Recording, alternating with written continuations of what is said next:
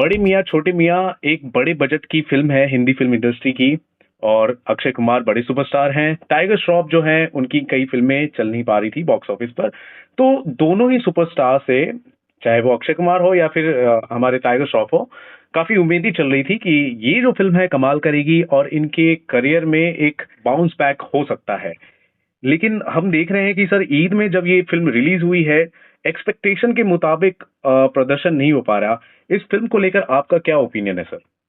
देखिए, मुझे ये फिल्म ने फ्रैंकली मैं बहुत उम्मीद लेकर ये फिल्म देखने गया था, क्योंकि जाहिर सी बात है Akshay Kumar, tiger Shroff and one of my favourite actors in fact Prithviraj Sukumaran. पहली बार ये तीन एक्टर्स साथ में आ रहे थे, तो जाहिर सी बात है एक दर्शक होने के नाते, एक क्रिटिक होने के नाते मेरी उम्मीदें बहुत जुड़ी थी इस फिल्म के साथ। दूसरा कारण ये भी है कि भाई इसे डायरेक्ट कर रहे हैं अली अब्बास जफर, जिन्होंने जिन्होंने सुल्तान, टाइगर जिंदा है और भारत और मतलब अच्छी और गुंडे, मतलब अच्छी फिल्में बनाई है। तो ये जो और कामयाब जो बहुत पसंद भी की गई है। तो जब आपके दिमाग में एक डायरेक्टर का ऐसा ट्रैक रिकॉर्ड होता है जो बहुत ही कमाल का है, तो ऑटोमेटिकली उस फिल्म से, उनकी आने वाली फिल्म के प्रति आपकी उत्सुकता और आपके एक्सपेक्टेशंस बढ़ जाते हैं। और जब आप फिल्म देखने जाते हैं तो आपको लगता है कि ये भी उन फिल्मों के मुकाबले उसी दर्जे पर रखी जाएगी। पर जब मैंने बड़े मियाँ छोटे मियाँ देखी तो मैं बहुत निराश हुआ। एज अ व्यूअर मैं बहुत निराश हुआ।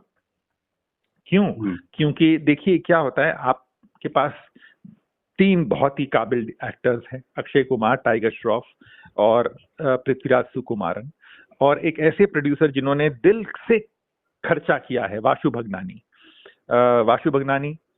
जैकी भगनानी एंड दीपशिखा देशमुख।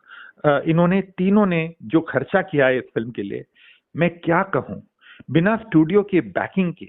मतलब आप एक इंडिपेंडेंट प्रोड्यूसर हैं और उन्होंने अपने ही पैर पे खड़े रहकर जिस तरह से ये फिल्म पे जो खर्चा किया है वो हर फ्रेम में नजर आता है एज प्रोड्यूसर्स। यहां मैं कहना चाहूंगा कि अली अब्बास जफर ने एक्शन सीन्स या उसे वो स्केल देने में कोई कसर नहीं छोड़ी है। बिल्कुल, इस फिल्म में मैंने जैसे अपने रिव्यू में लिखा है, इस फिल्म में स्केल है, स्टंट्स हैं, स्टार कास्ट है मतलब सब कुछ है सिवाय सोल और सब्सटेंस के। इस फिल्म में आत्मा नहीं है। ये खूबसूरत जिस्म है जिसमें आत्मा नहीं। तो मतलब अगर आप स्टाइल देंगे, स्केल देंगे, बट आत्मा नहीं देंगे, कहानी नहीं देंगे। मैं नहीं कहता हूँ कहानी होनी चाहिए एक मसालेदार फिल्म में, बट कहीं ना कुछ एंटरटेनमेंट के साथ साथ, एक्शन के साथ साथ आपको कहीं ना कहीं एक कंटेंट भी बहुत जरूरी है उसमें डालना, और इमोशंस भी डालना जरूरी है, जिससे आपको स्ट्रॉन्ग फील, मतलब ऐसा लगे कि आपको yes I want to watch this film. But कहीं ना ये अगर आप देखेंगे तो फिल्म के फर्स्ट हाफ में इंटरवल पॉइंट पे मुझे थोड़ा इंटरेस्टिंग लगा। इंटरवल के बाद थोड़ा पृथ्वीराज सुकुमारन जब अपना चेहरा दिखाते हैं इंटरवल पॉइंट पे, उसके बाद जो एक फ्लैशबैक पोर्शन मुझे बहुत अच्छा लगा। बट कहने का मतलब ये है कि इन टोटालिटी ये फिल्म अपील नहीं करती।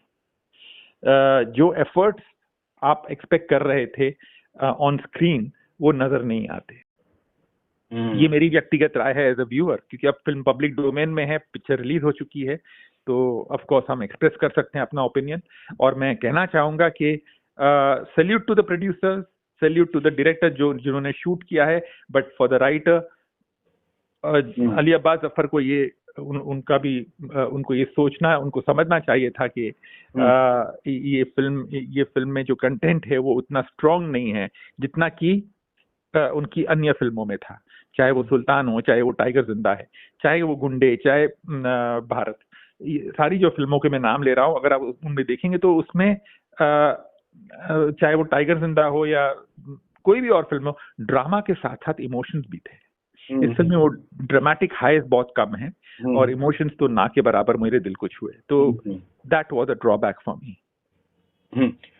मान लीजिए, देखिए अभी तो बीएमसीएम जिस दिन पहले दिन रिलीज हुई, लोगों ने तो देखा नहीं होगा फिल्म को।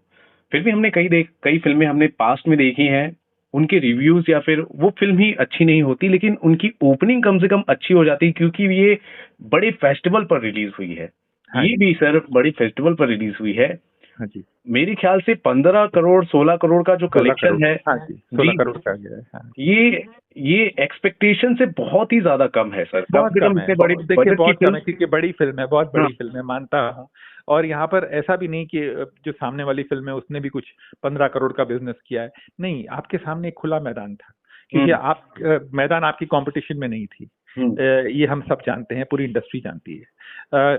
आपकी फिल्म को शुरुआती दिन में एटलीस्ट, या शुरुआती दिनों में मैं कहूँ तो एक बेहतरीन शुरुआत और एक बहुत जबरदस्त शुरुआत लेनी चाहिए थी, क्योंकि इसमें एक्शन है, और एक्शन फिल्में ज्यादातर, मैं रिपीट करना चाहूंगा ये वर्ड, ज्यादातर बहुत बड़ी शुरुआत लेती है। और इन द पास्ट अगर आप देखेंगे, इन द पास्ट भी अगर ये देखा गया है, चाहे वो जवान हो, पठान हो, एनिमल हो, इनकी शुरुआती जो पहले कपल ऑफ डेज थे वो ऐतिहासिक थे। तो मैं नहीं कहता हूं कि ये उसी लेवल की इसकी फिल्म को ओपनिंग लेनी पड़ेगी, बट मैं यहाँ कहना चाहूंगा कि इसका जो पहला दिन लगा है 16 करोड़ प्लस, वो कहीं ना कहीं निराशाजनक है, क्योंकि ईद की इतनी बड़ी छुट्टी है, नेशनल हॉलिडे है, इसे मेरे ख्याल से 25 करोड़ 30 करोड़, और जिस तरह से प्रमोशन किया गया है, स्टारकास्ट है, डायरेक्टर का नाम है, स्केल है, और जो एग्रेसिव प्रमोशन किया है प्रोड्यूसर्स ने, वाह, मतलब कोई कसर नहीं छोड़ी इन्होंने, मतलब अवेयरनेस के मामले में।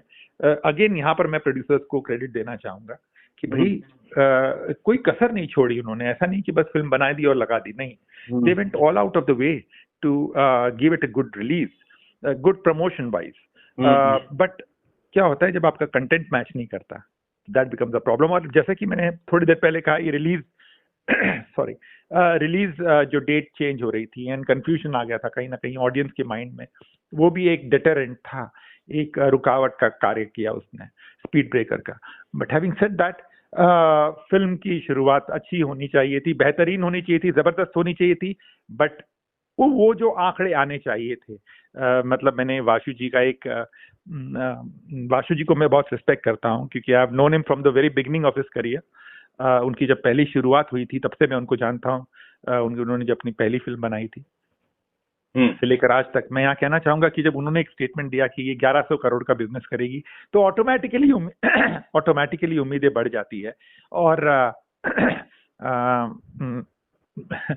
1100 करोड़ के हिसाब से ही वैसे ही आप सोचते हैं कि उसी प्रकार की ओपनिंग भी लेगी पिक्चर, बट उसी प्रकार की ओपनिंग नहीं लगी है, नहीं ली। बिल्कुल बिल्कुल। अब दूसरा दिन चल रहा है और उम्मीद करते हैं कि दूसरे, तीसरे और चौथे दिन ये एक्सटेंडेड वीकेंड है दोनों फिल्मों के लिए, चाहे वो मैदान हो या बड़े मियाँ छोटे मियाँ हो।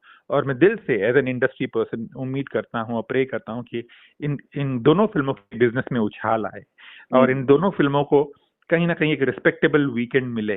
अब ये दर्शकों के हाथ में है, क्योंकि जैसा कि मैंने कहा, ये फिल्म पब्लिक डोमेन में है, दर्शक इसे बनाएंगे या बिगाड़ेंगे ये दर्शकों पर निर्भर है। तो let's wait and watch. Sunday को वीकेंड खत्म होगा और मंडे को फिर वर्किंग डे है। एक बहुत जब वर्किंग डे होता है तो मंडे जो कहते हैं हम, मेक और ब्रेक मंडे होता है, या तो फिल्म बनती है या बिगड़ती है, ये मंडे के दिन पता चलता है। बट 4 दिन का जो एक्सटेंडेड वीकेंड है इस फिल्म के लिए, इन दोनों फिल्मों के लिए, वो बहुत ही क्रूशियल है। Let's see, let's wait and watch, let's not pass any judgement right now, थोड़ा रुक जाते हैं। बिल्कुल बिल्कुल। Thank you so much sir, आपने ओपिनियन दिया है बड़ी मियाँ छोटे मियाँ को लेकर, और हम उम्मीद करते हैं कि आप जैसा उम्मीद कर रहे हैं, होप कर रहे हैं, वैसा बिल्कुल हो। And I am damn sure एक अच्छा, एक रेस्पेक्टेबल नंबर तक ये अगर पहुंच जाएगी, तो मेरे ख्याल से हमारे जो भी प्रोड्यूसर्स हैं, जिन्होंने इतना अच्छा खासा बजट इन्होंने क्रिएट करते हुए फिल्म बनाई है, उनको कम से कम थोड़ी सी राहत मिल जाए। आई एम डैम श्योर ऐसा हो। तो thank you so much sir, आपने अपना ओपिनियन दिया है। सो गाइस, क्या कहना चाहेंगे तरन जी के स्पेशल ओपिनियन को लेकर? आप सभी बहुत ही ज्यादा इंतजार कर रहे थे तरन सर को लेकर, आपने इनकी बातें सुन ली है। कितने ज्यादा एक्साइटेड हुए हैं आप तरन सर को एक बार फिर से सुनकर और उनका ओपिनियन जानकर? दोस्तों जरूर बताएं हमारे कमेंट सेक्शन पर, और देखते रहे आपका अपना channel Filmi fever. This is Ravi Gupta signing off with the great trade analyst of India, Taran sir. Thank you sir. Thank you so much, बहुत बहुत शुक्रिया रवि।